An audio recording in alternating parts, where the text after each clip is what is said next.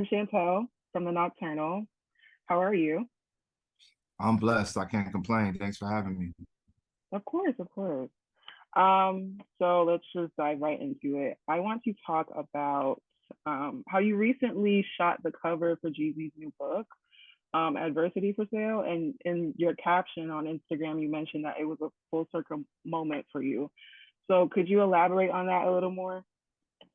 Yeah, that was actually a really special moment for me just to have that moment with him on something that's so memorable and personal to him. Uh Jeezy is actually the first major artist that ever like I worked with at the beginning of my career. So a lot of people don't know that because my career is so mostly associated with Gucci Man and a lot of the other members in Atlanta.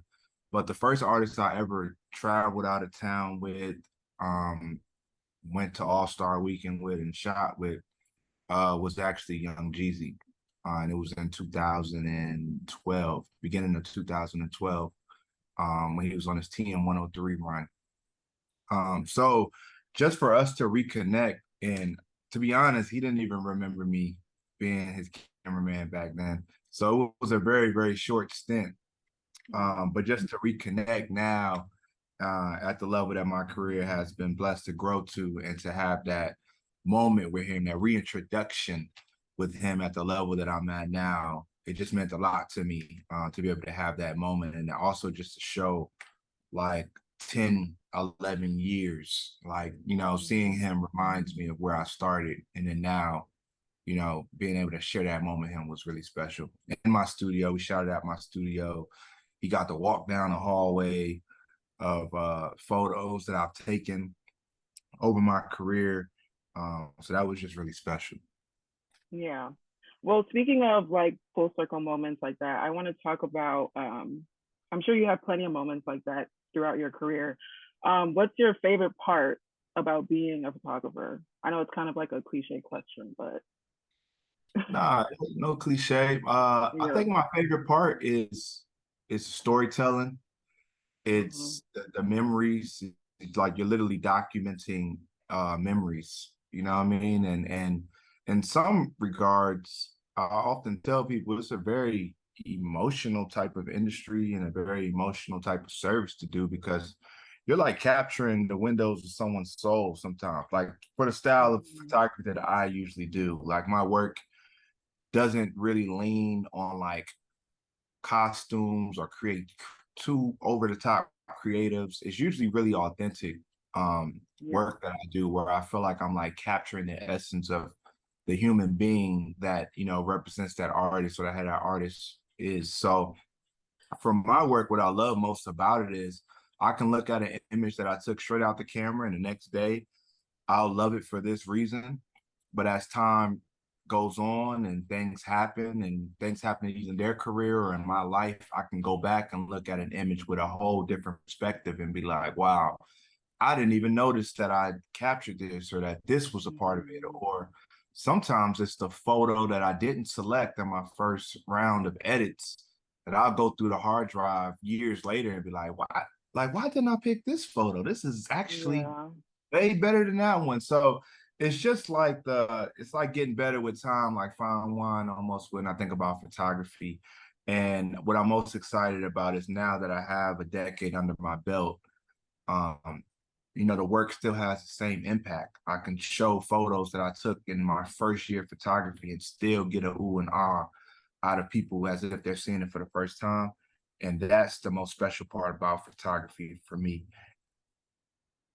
So, I mean, to get in that zone, is there anything that you do in particular, like any rituals or habits that you like to specifically do before you do a shoot that kind of like gets you focused? Nah, I'm actually I'm a freestyle artist, which I like Okay. how I could classify myself. So I usually don't do a lot of pre-planning. It's rare that I will have a mood board. It's rare that I have a shot list with me on set. If the Hmm. client didn't provide it, I'm kind of going in and going off the energy. So I feed off of the energy and the rhythm of the room, the attitude of the artists, what they're wearing, what the stylist has them wearing, if it's a stylist involved, the environment. So I've kind of always been that way. Like I kind of just spontaneously catch energy as I shoot. So I'm not a big pre-planner. So I don't have a lot of pre-production rituals. I try to give myself a few post-production rituals, and just in terms of living in the moment and enjoying that moment with the artist or whatever it is I'm capturing, and making sure I Mhm. find time to continue to celebrate and be grateful for every time someone trusts me with their image. So there's a lot of things I do, like going to my favorite restaurant after a shoot, or maybe go out celebrate with friends. I try to make sure I keep that going because I never want to forget these opportunities, and be ungrateful for, these opportunities that I have. Yeah. I'm happy you brought up that trust aspect because I think a big part of being just a creative in general is just trusting yourself and your judgment. And for a photographer, I guess it would be trusting your eye. How did you get to a point where it's like you didn't have to second guess yourself? You just knew like, okay, this is the right one. Wow. I mean, I feel like you never fully get there. I think, Mm-hmm. just in truthfulness, and not to make it seem like I just got it all together. You always second guess yourself. You question things. There's a certain type of energy that I like to have on set, and if I don't have it, there are times where I could be like, man, did I get the shot? Or I don't know if I don't go back and review photos. So that little bit of insecurity creeps up constantly. I think what really helped me build my confidence as a photographer was just surrounding myself with positive individuals on my team, whether they're my assistants or my business partners or people that work for me. I like to be surrounded by people that just have optimistic perspectives, and who still have excitement around creativity and work. Sometimes work can be so redundant that you can lose, like, wow, that's a great shot, or you lose like the energy and passion with it. So I'm a really laid back person. I'll probably say very few words on set, but I'm surrounded by like high energy, big personalities that remind me constantly, with every shot that comes on the computer screen as I'm shooting. Oh my God, that's the one. Oh wow, you killing Yeah. it. And that really gets me going and gets me in my zone. I often compare it Mm-hmm. to like a sports game. Like, and I tell my team, like, I need to hear y'all when I'm on set. I want to hear you, good or bad, but I want to hear your reaction. So if I'm doing great, say it. Don't be afraid to, wow, give me those, because I that gets me going and gets me in my zone. So I usually kind of am quiet on set, but I keep a lot of high energy people that really like keep me encouraged and going when I'm shooting. And that gives Mm-hmm. me my confidence to know, like, you got it, man. Like, you got that look, you got the vision for sure. Yeah. Once that's over, like you said, you kind of have like your post production rituals that you like to do. What's that? You said you like to go to your favorite restaurant. Like, what are some things you do? I guess to decompress when you're not taking photos. Wow. So thankfully, well, I don't know if this is a thankfully, sometimes I have uh good and bad feelings about it, but now in my career, I probably only pick up my camera maybe once or twice a month. So I spend a Mm-hmm. lot of time, I guess, offset or working on other things. And that's kind of where I tap into my other passion, which is just like building business and building the empire that I feel like I have now. With, I have four businesses that I'm CEO of right now. So Mm-hmm. I think with that, I spend a lot of time. I'm usually always working. I'm a 5 day a week, 10-hour a day worker. So I'm usually really engulfed in my business. But when I'm not working, I started to pick up a hobby of golfing. So I got a few Okay. friends that we go either Top Golf, or we do a front nine at a local golf course. So I'm starting to get Mm-hmm. into the rhythm of just like, really just phones off on a golf course, just enjoying being outside, the camaraderie, and then the mental uh toughness that it takes to be good at golf because it's very frustrating. So Mm-hmm. I'm enjoying taking on that challenge. I also like, normal things like movies, bowling alleys. I like activities more than anything. But then also my alter ego still loves a good party. I'm in Atlanta. I love going to the Mm-hmm. club. I love seeing the sparkles come out. So I still have that alter ego side where sometimes Mm-hmm. I'm a chill, laid back person. I like to turn up. So I try to keep a good mix between personal and business. But also my business doesn't really feel like business at this point. Yeah. Like I'm doing what I love and we're creating every day.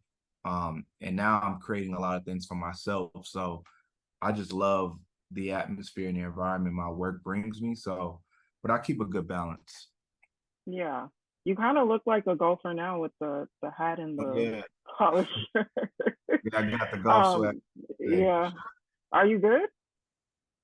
I think I'm better than the most novice person, I would say. I'm not Okay. I'm like I got a head start. My stepdad had me golfing, or he took me golf lessons when I was like 14 or 15 growing up. Mm, And it's weird that certain things just never leave you. So certain like techniques or stances. I don't know why I've always kept it, although I haven't been consistent. yeah. So I would say I'm decent, decent. Yeah. So, your businesses, you said you own four businesses. One of them is your gallery, I believe, Collective Gallery. And then there's also your streaming platform. Could you tell me more about that? Yeah, so my streaming platform is one of my newest ventures. It's actually an extension of Kirk Studios, which is my Mm-hmm. brick and mortar creative space that I own here in Atlanta. And basically, I've been creating content for 10, 11 years, and I usually create content for others. That's usually has been the scope of my work. My camera Mm-hmm. is brought out when you have a vision or a plan and you pay me, and I create content for you. But since I've had my studio, I've had to sit on the other side of requesting content or the need for content for our business, for telling Mm-hmm. stories within our community or promoting our studio. So for the last 5 or 6 years I've had the studio, I've been like creating content just for ourselves. So if I just have an idea like, wow, I really like this person in the Atlanta community, we should do a little mini documentary on that person. I just go and do it. Got it. Or Yeah. if I say, oh man, we should do a podcast about this, or this would be a really good topic, or this is a dope up and coming artist, let's find a way to work with them. A lot Mm-hmm. of times it's usually centered around content. And we've been doing content. I've invested so much into our own content for so long. And quite frankly, I was, in this model that we're in right now, you create content just to live on someone else's platform. It's just how it goes for the most part. You're creating content, you're just distributing it on YouTube or Instagram or TikTok nowadays. And that kind of is the end result of your distribution. You kind of just like create something dope and you just put on socials. Yeah. 9 times out of 10, you're not monetizing it. 9 times out of Mm-hmm. 10, you're not in control of that audience that you're building. So you're just growing more followers on these platforms, but you have no way to really, really talk to them when you want to. You have to go through their Mm-hmm. parameters to reach your audience. Yeah. Quite frankly, I've just kind of gotten a little, tired of it. I mean, I've been doing that at 34 years old. I've been doing that my whole life, whether it started with Black Planet to MySpace or whatever. I've been bringing my community to a platform and giving them creativity, giving them ideas.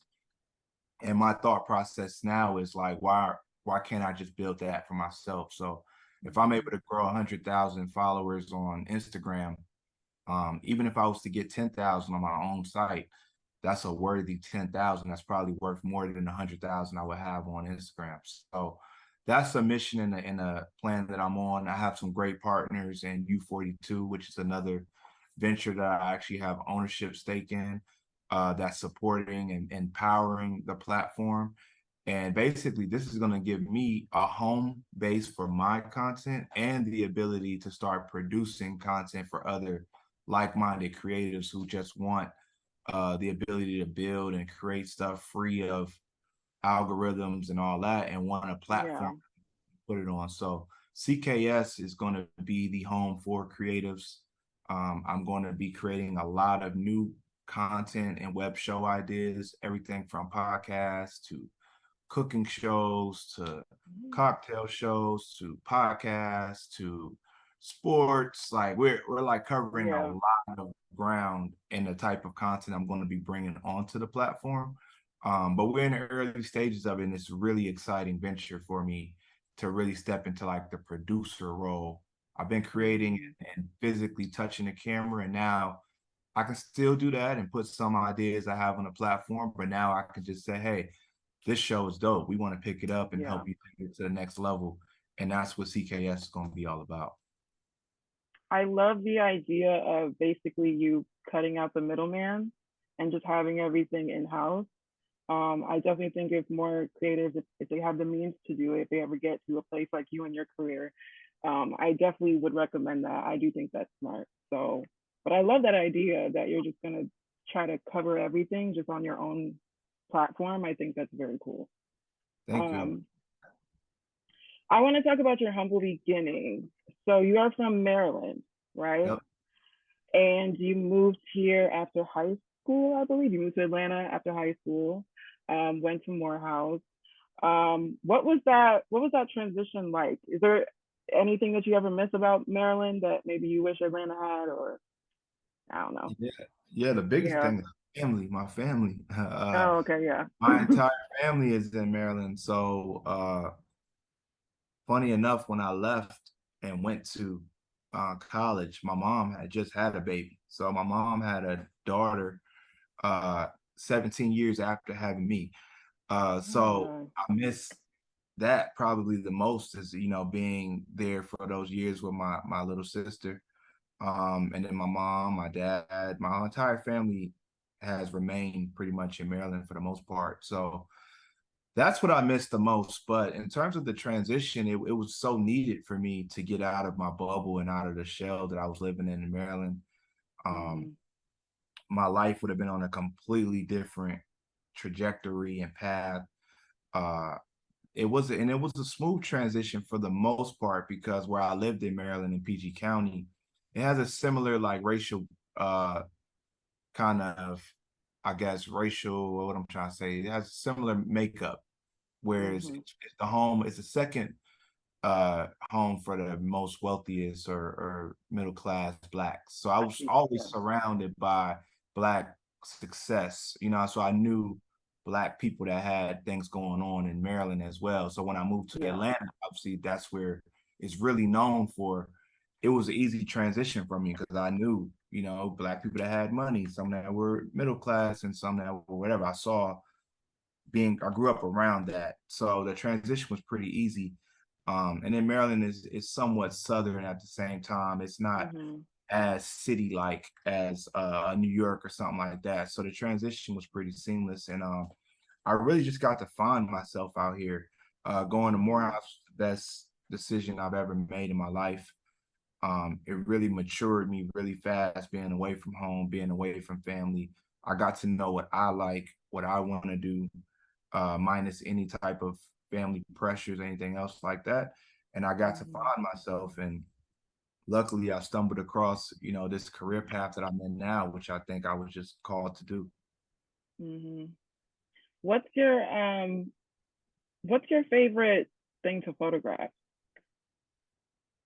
I love to photograph people, um, but specific type of people. I say this and I feel so shallow when I say it sometimes. So I kind of got to find a better way to say it. But I like to Mm-hmm. photograph pop culture figures or pop culture things. So I'm not the photographer you call if you're my homeboy or homegirl for your birthday photos.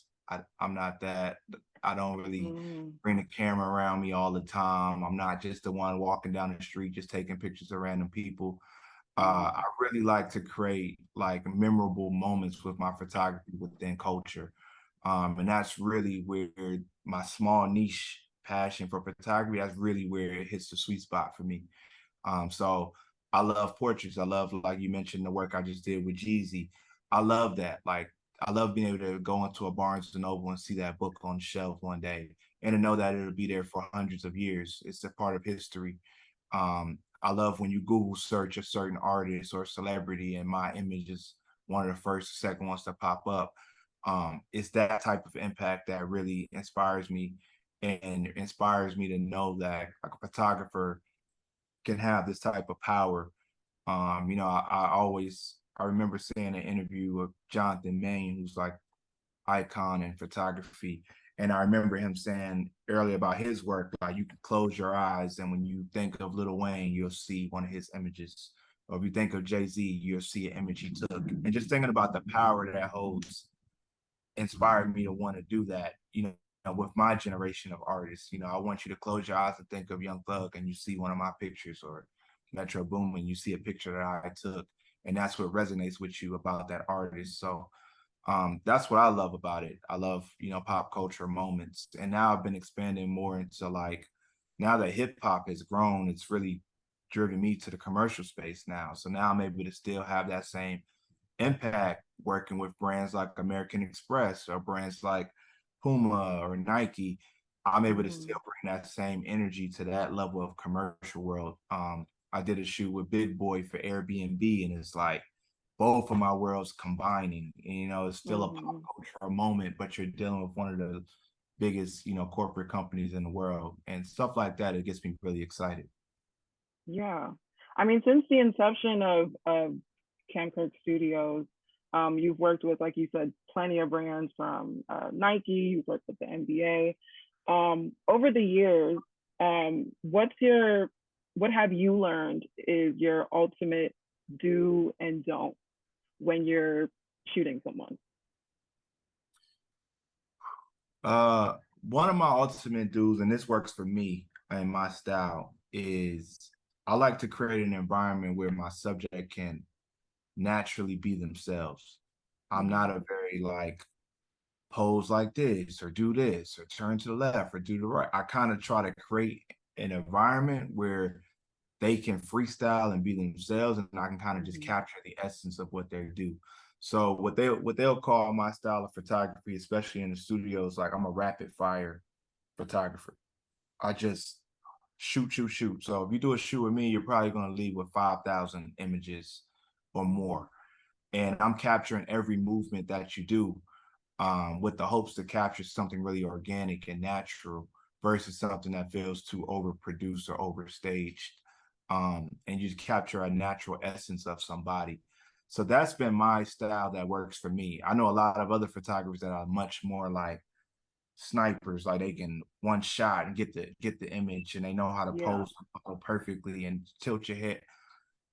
I can do that if I need to, but I prefer to have an environment where we're just flowing and the energy is flowing, and I'm Yeah. taking 10 photos a second, and it might be the third one that is the one that we like because your head just happened to fall directly in the way we wanted it. So I kind of work like that. So that's a big do for me, is like just shoot, overshoot, get everything. Make sure your client or whoever you're dealing with has ample uh opportunities, ample, options in Yeah. what you did. So that's how my style is. That's what works for me. And then in the other one is just, I'll just say like just being efficient with your time, and understanding that for me in particular, when you work with a lot of celebrities and you work with a lot of high profile individuals, a lot of times they don't even want to be there. It is what it is. So the best way Yeah. to connect with them is to be able to move efficiently throughout the day. You want to be the photographer that gets them in and out. We ain't wasting Yeah. time. We're not overthinking it. We're not gonna make them sit around for 5 hours. It's like, yo, how can you be as efficient as possible? Get them in and out. If they plan to be there for 12 hours, how do you get them out in 6 hours and let them have the rest of their day? That stuff goes Mm-hmm. a long way with building relationships, and they remember you like, wow, you made that easy, or wow, that was quick, I Mm-hmm. want to work with you again. And that's kind of been something that's been a good calling card for me, is just like efficiency on set, and just creating a great working environment. Yeah. Has there ever been, you don't have to say any names or any specifics, but has there ever been a situation, like an awkward situation when you were shooting someone and you're like, in your head, you're like, oh, this isn't really working, but I'm just gonna like push through it? Yeah, definitely. I mean, when you deal with high profile individuals, sometimes you never know what wrong side of the bed they could wake up on that day, or what can change their energy, what can change their mood. I've had I had one shoot, and I love this guy. This is my bro. I love him. That was canceled 4 times, like Mm. literally 4 times on set. Like everyone showed Wow. up, and something happened. I gotta leave, bro. My bad. Can we do this tomorrow? And it's like, Wow. be here. I mean, no, 4 times, Yeah. mind you, 3, 4 times. So you have those where you gotta like, all right, like you can get uh you can stand your ground and kill the vibe, or you can be understanding and just say, hey, I get it, you're human, it is what it is, things happen that are outside of all of our control. I'll be Yeah. flexible and we can reschedule, we'll do this tomorrow, we can figure it out. um I've had shoots where I've had the studio space booked. I'm a pre-planner and I know how it goes. So if an artist tells me he's gonna be there 2, I assume you'll be there 4 or 5 if I'm lucky. Yeah. So I'll book the studio 10 hours knowing something I can do in maybe 2 hours just Hmm. to be safe. Well, I caught myself doing that with one of my other great friends, and he showed up 9.5 hours late, leaving me about Wow. 30 to 40 minutes in my 10-hour window to do four or Yeah. five outfits for a major designer brand. We gotta do 4 or 5 outfits in 30 minutes. Yeah. But you gotta be ready to go. You gotta know exactly what you want to get, know how to move efficiently, know how to stay calm, cool in that situation. So I've had a number of situations, and I think that's honestly one of the reasons why a lot of agencies or brands that work with me, they Hmm. love me, because I could be in the middle of a fire, the house could be burning down, and I'm going to be just sitting there calm and like, it's And all you'll good. We're adapt. gonna figure it out. We're Yeah. gonna make this work. It's all good. Things are gonna, and Hmm. it works like that every single time. So um just being cool under pressure is something that I think helps me. But it's a number of them, and of Yeah. those stories that happen for sure. What's Like one thing you always want people to take away from your work? the one thing I want people to take from my work and just my legacy, my career, um, is just that, and this might sound cliche, but just that it's possible. Like one of Hmm. the big things that I do as a creative, and then I'm a creative, I'm an entrepreneur creative. I'm a black male entrepreneur creative, and I'm coming out of the South. I'm not doing photography in New York or LA where those Hmm. jobs are in high demand. I'm doing this in Atlanta, in the South, where, a lot of business headquarters are not necessarily done here, industries are not Hmm. necessarily built here, they're moving here now. um, I also came up photographing exactly what I wanted to photograph, like rap music, hip hop culture, trap music. And I was able to build, a legacy and empire doing that. So I've heard all of the no's. I've heard all of the, photography's not a real job. That's not a real career. I've heard get a job, get a career.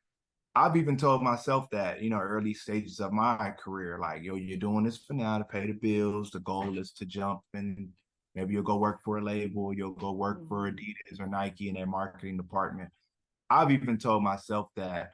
So now looking back 10 years, I just love the fact that that wall and that barrier is being broken down. That mindset is being broken down. People are starting to see photographers do things they never imagined being able to do by being just authentically themselves, being black, Yeah.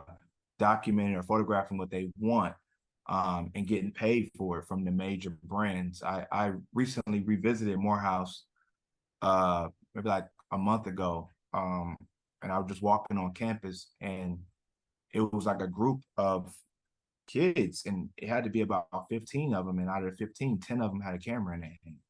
So things like that, where it's like Morehouse isn't Yeah. an art school.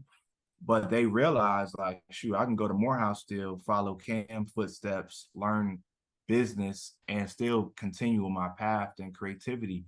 And Yeah. just seeing that transition. When I was at Morehouse, the cool kids did not have cameras. That was not the thing Mhm. to do. I was one of the few that probably had a camera. And I didn't even really pick it up until my later years at on campus. So the photographers were not just walking around the campus as cool kids, but now they are. Mhm. And that is what it's all about for me. I want someone to literally be able to tell their parent, I'm going to be a photographer, and their parent not say, what are you talking about? I'm not Yeah. saying school to do that. Or like, it's like, okay, well, you can do that. And I know Yeah. examples of young brothers and sisters that are doing that are doing really well for themselves. So Yeah. that's always been my mission.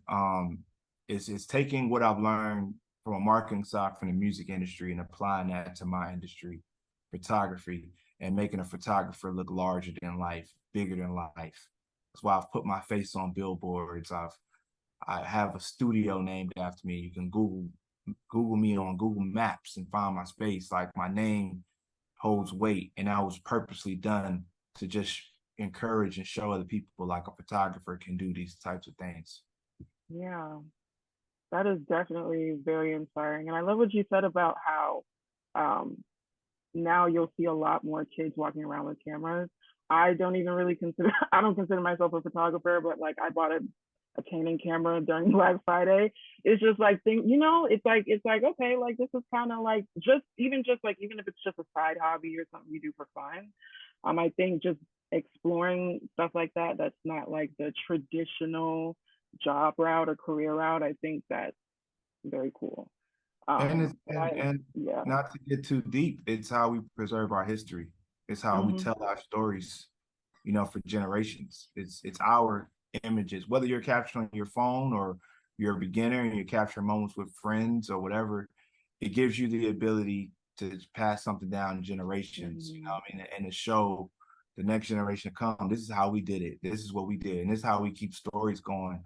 And this is how we start to create our history and our legacy. And so I encourage everybody, especially our people, like document your life, document what you see around your community, your Yeah. environment, because 20, 30 years from now, these are going to be those memories, those legacies. And you honestly never know, what footage 20 years from now when they want to tell this story could get chosen. It could be something an amateur took, but it tells the perfect story or the perfect footage now that gets licensed. It could turn into money or something beyond. So I'll say it's important just for documenting our history and our time on this earth.